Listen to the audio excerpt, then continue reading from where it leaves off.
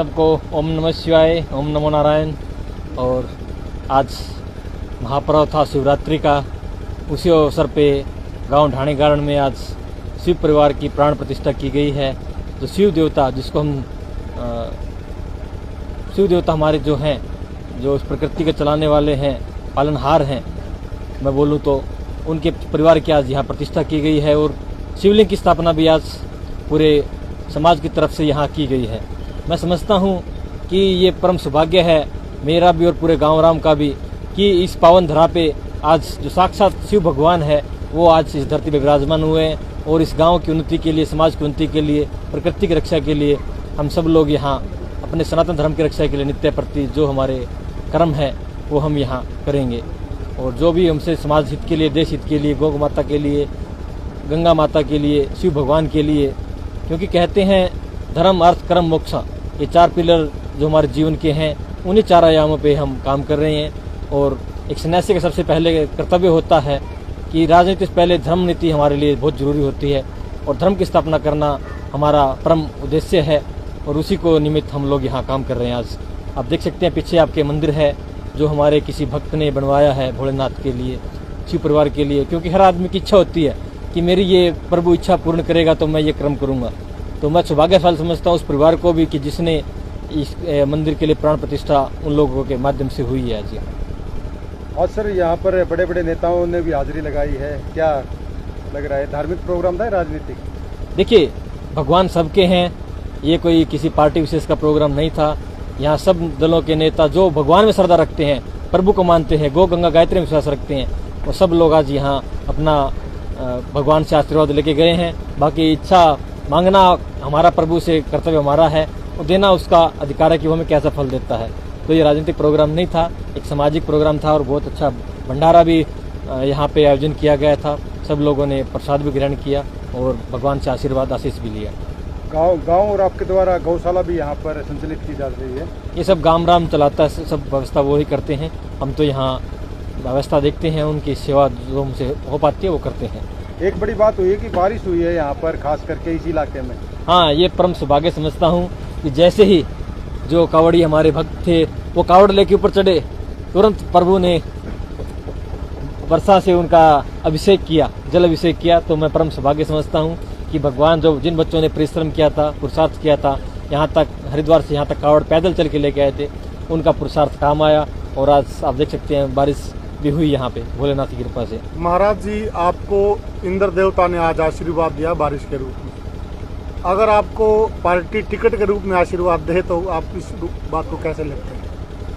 मैं तो एक सेवादार हूँ, चाहे राजनीतिक क्षेत्र हो, चाहे धर्म का क्षेत्र हो, हम तो निस्वार्थ भाव से सेवा करते हैं। पहले भी किया है, आज भी कर रहा हूँ। एक जिला पार्षद के नाते 11 गाँव ने मुझे चुन के जिले की पंचायत में भेजा है। और आगे जैसी प्रभु की इच्छा होगी वैसा ही क्रम होगा। हम केवल चिंतन मंथन कर सकते हैं। पार्टियां तो बहुत से लोग चुनाव में उतरते हैं, दावेदारी बहुत से करते हैं, टिकटें को मिलती है, फिर जीतता भी एक ही है। तो हम महाराज की तरफ से दावेदारी भी है क्या? हाँ, प्रयास कर रहे हैं हम लोग सब। पुरुषार्थ करना हमारा कर्तव्य है। भगवान ने कहा है, कृष्ण ने अर्जुन को, कि हमें कर्मों में हमारे कोई ढील नहीं रहनी चाहिए, और वो ढील हमारी तरफ से नहीं है। आगे जैसा पार्टी संगठन का आदेश होता है, प्रभु का आदेश होता है, वैसा हम उसका पालन करेंगे। जो बरवाड़ा से लगते आसपास के गांव हैं, उनके अंदर बीजेपी ने विपरीत हालात में भी जीत हासिल की है। और यह मेहनत यहाँ के लोकल लीडर की सिर्फ की है, लोकल नेताओं की है। पर सुनने में यह आ रहा है कि कुछ पुराने नेता पार्टी के, कुछ दूसरे भारी हल्के के नेता इस जीत का श्रेय लेना चाहते हैं। आप क्या कहेंगे? देखिए, वो पार्टी संगठन को पता है हर बूथ पे किस किस की ड्यूटी थी, कौन जीता है, कौन हारा है। वो संगठन के पास एक रिपोर्ट है, उसमें मैं अपने शब्द क्या ऐड कर सकता हूँ। संगठन उसका डिसीजन लेगा। ऑन रिकॉर्ड क्या है वो संगठन के पास में डाटा है, किसने क्या किया वो सब उनके पास रिकॉर्ड में है। देखिए, हमारे हिंदू धर्म में जो महंत और संत का जो स्थान होता है वो सर्वोपरि होता है। लेकिन पिछले समय देखा गया बीजेपी पार्टी हिंदुत्व की पार्टी है, संतों का मान सम्मान करती है। पर इसी एरिया के अंदर एक संत महात्मा का तिरस्कार भी किया गया, उसके लिए क्या? तिरस्कार किस रूप में? बात को गोल गोल मत घुमाइए, उसमें प्रत्यक्ष रूप से लेके आइए। बीजेपी पार्टी में समझता हूँ पार्टियां बहुत सी है, मगर आप सन्यासी भी देखेंगे तो वो बीजेपी के साथ ही मिलेंगे, क्योंकि वो लोग बीजेपी जो भगवे का सम्मान करती है, आदर मान करती है, और हम सब आदर मान के भूखे हैं। और जिसने जो किया वो भुगतेगा, उसका व्यक्तिगत हित था, वो किसी पार्टी का कार्यक्रम नहीं था वो, मैं समझता हूँ। तो पैसे सरकार के लगे मगर वो उस व्यक्ति की इच्छा मनोदशा थी। मतलब वो जो अनहित किया या तिरस्कार किया वो व्यक्तिगत है, पार्टी? हाँ, उसमें पार्टी का कोई मैं नहीं समझता कि उसमें कोई रोल है। आज देखा आपने सुबह से कितने पार्टी के बड़े बड़े नेता यहाँ आज जाए, छोटे से बड़े कार्यकर्ता यहाँ पहुँचे हैं। तो अगर कुछ ऐसा होता तो वो लोग उससे दूरी बना के रखते, मगर ऐसा नहीं है। हमारा सबसे प्रेम है, उस आदमी का कुछ होगा तो उसमें हम क्या कह सकते हैं किसी को। आप क्या मान के चलते हल्का बरवाला से बीजेपी पार्टी कितनी मजबूत रहने वाली है? अभी भी लोकसभा में आपने देखा अच्छे लगभग 11,650 के लगभग वोटों से भी बीजेपी पार्टी जीत के गई थी बरवाड़ा विधानसभा से। हालांकि लोकसभा में हार गए थे किसी कारणवश, मगर यहाँ बरवाड़ा में मजबूत है। दूसरी बात ये भी रही है कि आज तक बरवाड़ा में कभी बीजेपी का विधायक नहीं चुना गया है, कमल का फूल नहीं खिला है। इस साल प्रयास कर रहे हैं कि यहाँ कमल का फूल खिले। बाकी प्रभु की इच्छा, जनता पार्टी की इच्छा, और हम तो राम राम के साथ में होते हैं, जैसा उनका आदेश होगा उसका हम पालन करेंगे। जब यहाँ लोकल नेता यहाँ के बड़े मजबूत हैं तो बारी का नाम क्यों चलता है? देखिए, ये पार्टी का डिसीजन होता है, उसमें हम कुछ नहीं कह सकते। वो पार्टी के डिसीजन पे लेवल होता है, निर्णय होता है उन लोगों का। बहुत से कारण होते हैं, बहुत से फैक्टर होते हैं उसमें, तो वो तो उन लोगों के ऊपर डिपेंड करता है कि वो किस प्रकार से वो सोच के आते हैं।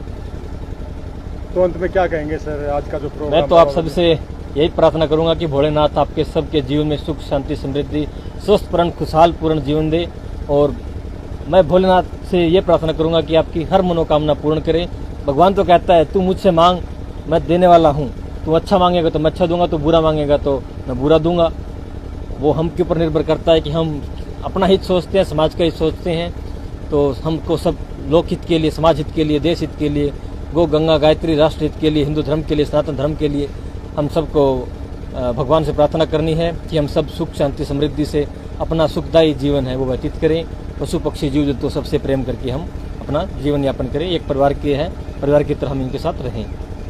ओम नमो नमः शिवाय, ओम नमः शिवाय, कांटा लगे ना कंकर।